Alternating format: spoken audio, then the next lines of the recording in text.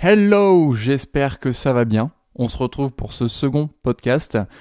J'espère que tu as passé un excellent week-end. On est lundi, c'est le début de la semaine. Et aujourd'hui, le sujet que je vais aborder, c'est créer un site de networking.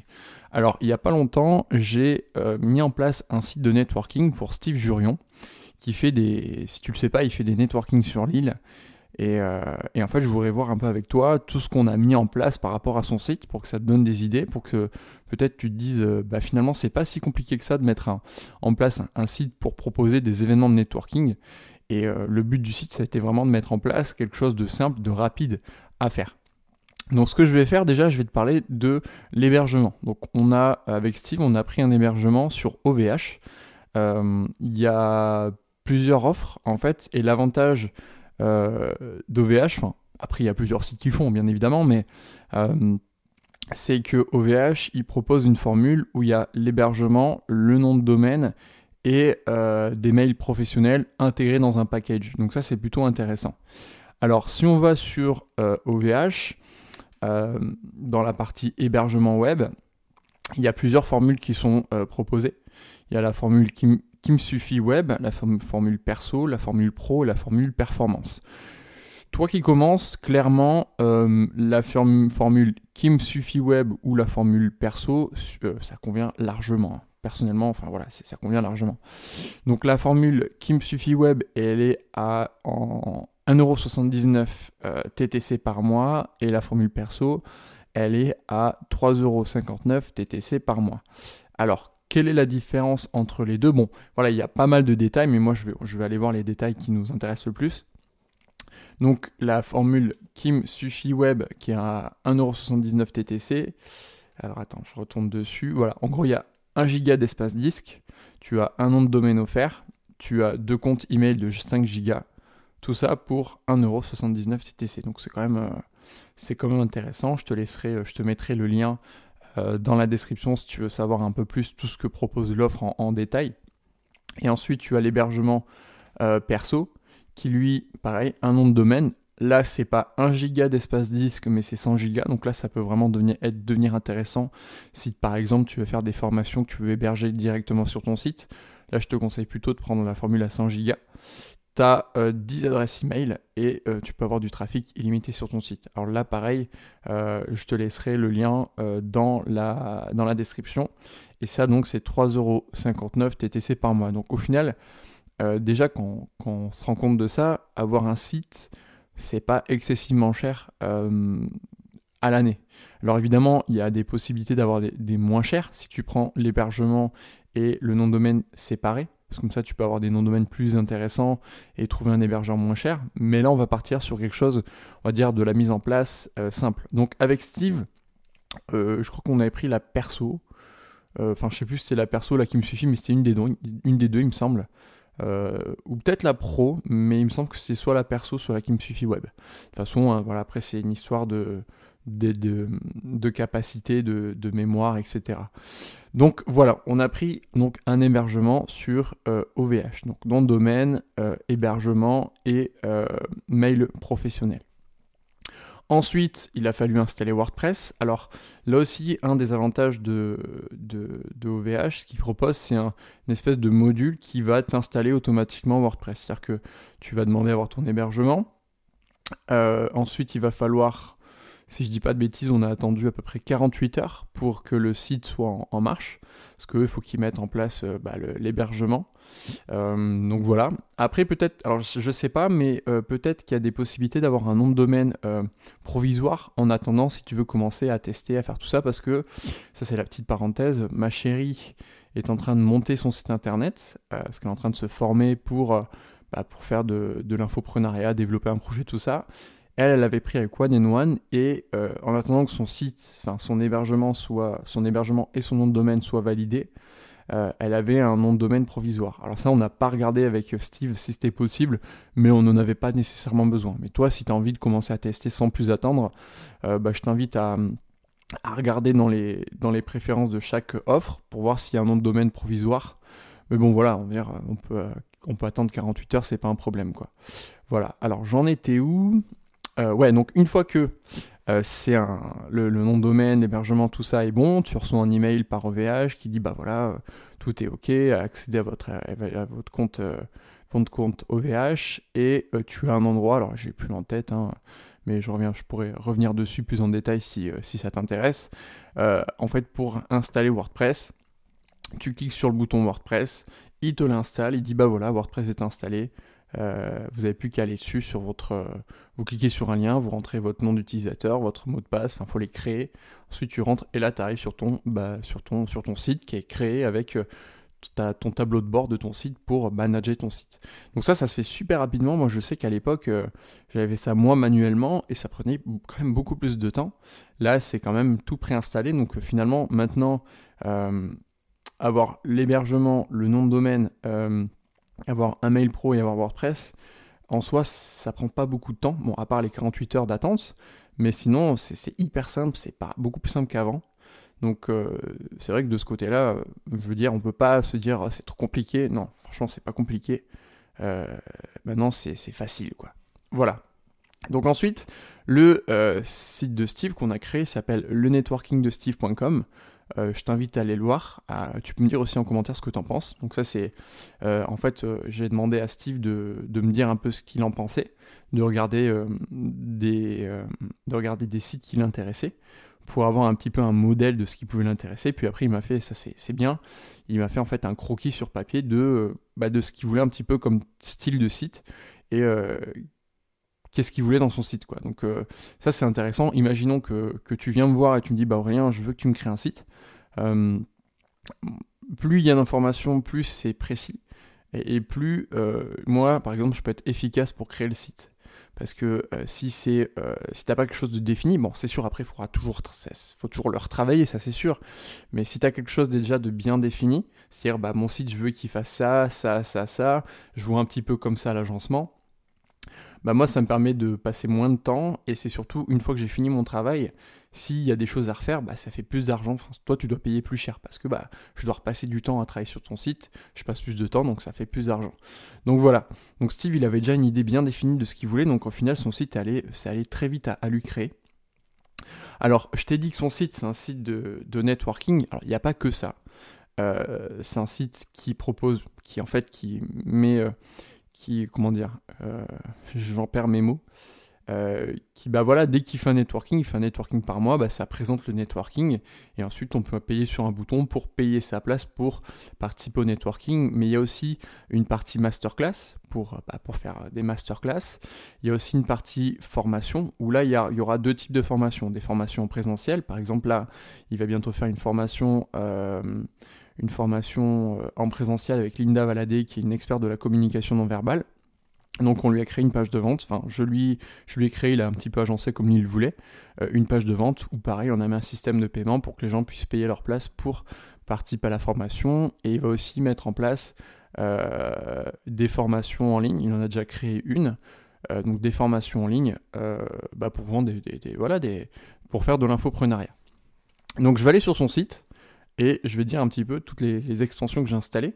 Alors déjà, la première chose à faire, c'est quand tu as créé ton site, ton WordPress, il faut aller dans tout ce qui est outils et réglages, et je t'invite un petit peu à parcourir tous ces réglages, et notamment dans les réglages de permalien, faire en sorte que, ça c'est important pour le référencement, c'est-à-dire que tu as le nom de ton site, tu as un slash, et dire qu'en gros tu veux le nom de ton article ou de ta page. C'est quand même mieux parce que tu peux avoir des espèces de codes, de machin, mais pour le référencement, c'est pas top. Voilà, donc si t'as jamais eu de site WordPress, je t'invite quand même à tout parcourir. Dans réglages et outils, de voir un petit peu tout ce qui est possible de faire et de paramétrer comme toi t'as envie. Donc en termes d'extension, ce que je vais installer, il y a quasiment pas de plugin que je vais installer. Pourtant son site il est pas tout à fait terminé, mais il est quasiment opérationnel, quoi. Clairement, en extension, il y a Askimet Anti-Spam. Ça, c'est pas moi qui l'ai installé. Il me semble que c'est installé d'office quand on installe WordPress. Donc, c'est peut-être en partenariat avec OVH. Ensuite, je lui ai installé Duplicate Page. Ça, c'est pour tout simplement dupliquer une page. Par exemple, si tu fais une page de vente et que tu veux juste changer des éléments à chaque fois, au lieu de la recréer, en fait, ça te permet de la dupliquer dans un nouveau brouillon, une page qui va être en brouillon, tu modifies tes infos et tu la publies. Ça, c'est intéressant. Et ensuite, je vais installer un deuxième plugin qui est Elementor, qui est un plugin que j'adore, qui va te permettre de construire tes pages. La description, c'est le constructeur de pages interface utilisateur le plus avancé, créer des sites de web de haut de gamme avec pixels parfaits à des vitesses records, n'importe quel thème, n'importe quelle page, n'importe quelle conception. C'est-à-dire qu'en fait, tu vas installer un thème. Ah oui, voilà, en parlant de thème, je vais installer le thème Sydney, que je trouve que c'est un thème gratuit. Il y a aussi une version payante, et je trouve que ce thème est vraiment trop fort. Il est vraiment balèze, il permet de faire vraiment des trucs top, même avec la version gratuite. Et c'est pareil, pour Elementor, il y a une version gratuite, une version payante. La version gratuite est vraiment déjà très très fort. Et j'ai jamais encore l'occasion de passer à la version payante, mais un jour je passerai à la version payante pour voir un petit peu les capacités qu'on peut faire. Enfin, tout ce qu'on peut faire avec Elementor, mais voilà. En tout cas, si tu veux vraiment créer un site vraiment sur mesure en fonction de ce que tu as envie de faire, Elementor, c'est vraiment très très puissant. C'est vraiment, enfin, moi, c'est vraiment de la bombe, quoi. Tu vas pouvoir agencer tes pages vraiment comme tu le veux. Voilà, donc de toute façon, je vais pas m'attarder là-dessus parce que je ferai certainement un podcast pour parler que d'Elementor parce qu'il y a énormément de choses à dire là-dessus. C'est un plugin qui est très très puissant. Après, juste à savoir qu'Elementor, parfois il y a des bugs. Moi, je sais qu'il y a des clients pour qui j'ai voulu installer Elementor et ça fonctionne pas parce que en fait, il y a à mon avis, j'ai pas encore trouvé la solution à ce bug, mais je pense que c'est dû à des plugins qui sont déjà installés, qui sont non compatibles ou qui font bugger Elementor. Donc, quand tu démarres ton site de zéro, bah, pas de problème parce que t'as pas de plugin installé, donc tu vas mettre Elementor, ça va fonctionner. Mais parfois, tu vas peut-être installer un plugin et là tu vas c'est bizarre, Elementor il bug. Bah, c'est peut-être qu'il y a une incohérence entre le plugin que tu as installé et Elementor. À ce moment-là, bah, il faudra que tu vois si tu n'as pas un autre plugin qui ne fait pas défaut à Elementor. Donc, je t'invite à voir un petit peu le site de networking de Steve. Donc, ça s'appelle lenetworkingdesteve.com. De toute façon, je te mettrai le lien dans la description pour que tu vois un peu ce que j'ai créé. Donc, tu vas voir, tout n'est pas encore opérationnel, mais pour que tu puisses voir un peu tout ce qui a été créé. Et franchement, on peut vraiment créer de jolis sites bien design, bien modernes avec ce plugin Elementor sans savoir coder. Et c'est ça qui est excellent, c'est que maintenant, tu peux faire des sites qui sont super beaux rien qu'avec Elementor, sans avoir besoin de coder. Et ça, pour moi, c'est juste une révolution, quoi. Donc, voilà un petit peu pour l'aspect design du site. Et simplement, on a couplé le site à un outil de paiement. Donc, si tu vas dans la partie formation, donc je vais y aller dessus pour que je puisse le détailler. Donc, en gros, tu as une partie formation. Et là, on a fait une page de vente. Alors, idéalement, comme tu peux le voir, il y a le menu en haut. Ce menu, idéalement, j'aurais dû le faire disparaître. En fait, avec Elementor, tu as la possibilité de mettre en place une page vierge. Donc, pour vraiment avoir une page de vente où tu n'as que deux actions, soit tu achètes, soit tu quittes la page. Parce que là, une page de vente avec un menu, c'est-à-dire que la personne, elle a trop de tentation d'aller voir autre chose que de rester sur la page de vente. Mais ça, pareil, j'y reviendrai plus tard. Donc là, on a une page de vente. Alors, là, c'est pour la formation qui met en place avec Linda Valadé, mais on peut faire exactement la même chose pour présenter son networking. Tu fais une page de vente, tu présentes ton networking, tu présentes les intervenants ou l'intervenant ou ta thématique du networking, etc. Donc là, on voit la page de vente et quand on descend tout en bas, hop, on a un bouton. Alors, il est où ? Voilà, il y a deux boutons. Je réserve ma place, acheter, la place à 587 €. Et il y a un deuxième bouton, je profite de la promo 2 places, soit 294 € d'économie. Donc là, ça fait 440 €. Voilà. Donc, si on clique sur acheter, qu'est-ce qui se passe ? Il y a une espèce de fond gris qui apparaît. Et en fait, bon, moi j'ai déjà enregistré ma place, donc ça fonctionne pas. Mais normalement, en fait, tu vas avoir une espèce de pop-up, mais ça fait pas un pop-up dégueulasse, ça fait vraiment quelque chose de joli, de propre, de sympa. Où ça va te demander un peu tes informations, nom, prénom, adresse email, tout le tralala. Et ensuite, ça va te demander d'acheter. Où tu peux ajouter au panier, où tu peux acheter. Et puis après, tu rentres tes numéros de carte, tes informations, et tu as acheté. Et c'est vraiment... faut vraiment que tu le fasses pour voir que c'est vraiment super beau. Ça a vraiment de la gueule, cet outil. Et t'inquiète, je vais te dire ce que c'est comme outil, je te rassure. Mais c'est un outil qui en fait qui s'intègre super bien au site internet, mais qui n'est pas installé sur le site internet. Cet outil, c'est Sales. Alors, je vais aller en même temps pour t'expliquer un peu plus en détail cet outil. Sales, c'est un outil qui pour moi est juste excellent. Et surtout, il y a une partie gratuite, une partie payante. Donc tu peux déjà proposer, tu peux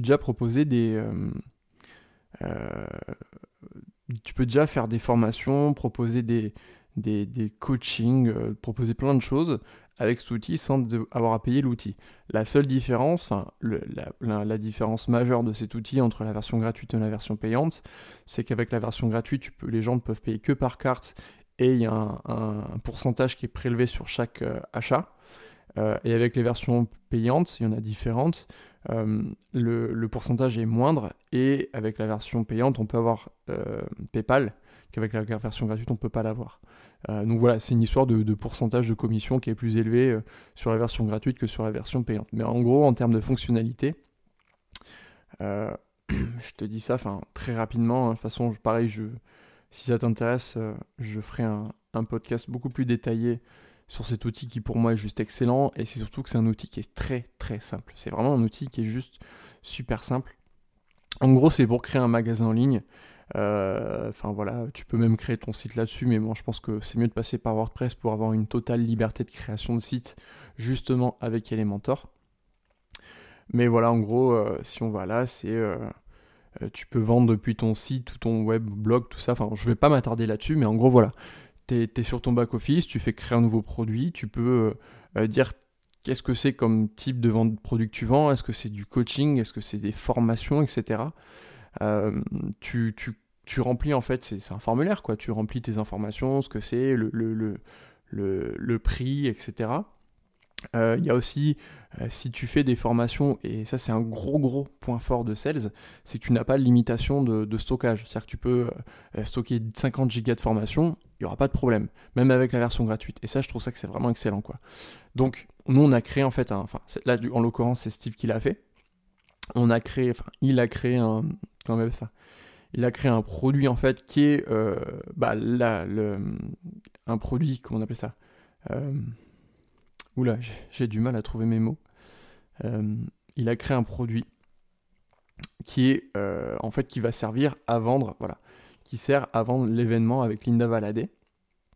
Et en gros, on a dit que ce qui va leur servir de justificatif, comme quoi ils ont bien acheté la place, c'est le bon de commande, quoi, le bon d'achat qu'ils ont eu, qu'ils doivent imprimer et donner le jour de l'événement. Voilà, tout simplement. Et ensuite, une fois qu'il a créé le produit, on peut créer un bouton. Une fois que ce bouton, donc le bouton, on change le titre, le texte qu'il y a dessus, on peut modifier la couleur, un petit peu comment il se présente, ce qu'on veut le prix qui s'affiche à droite, qui s'affiche au-dessus du bouton, etc. Et ce bouton, on peut l'intégrer au site via un code HTML. Alors là, c'est super simple. Tu as un code HTML qui apparaît. Tu copies ce code HTML, tout simplement. Tu vas avec Elementor. Tu dis que, donc Elementor, c'est un outil, c'est du drag and drop. Tu dis, voilà, je veux mon bouton, je veux en fait une zone HTML à tel endroit sur ta page. Hop, tu viens glisser, ok, je veux la zone HTML à tel endroit. Tu colles le code HTML de ton bouton, et bim, tu as ton bouton qui apparaît. Et voilà, tout simplement. Et voilà, c'est tout. Et là, donc, tu as un site qui a été créé avec très peu de plugins, finalement, parce que tu as WordPress, tu as Elementor. Après, on a fait Duplicate Page pour dupliquer les pages. Pour l'instant, c'est tout.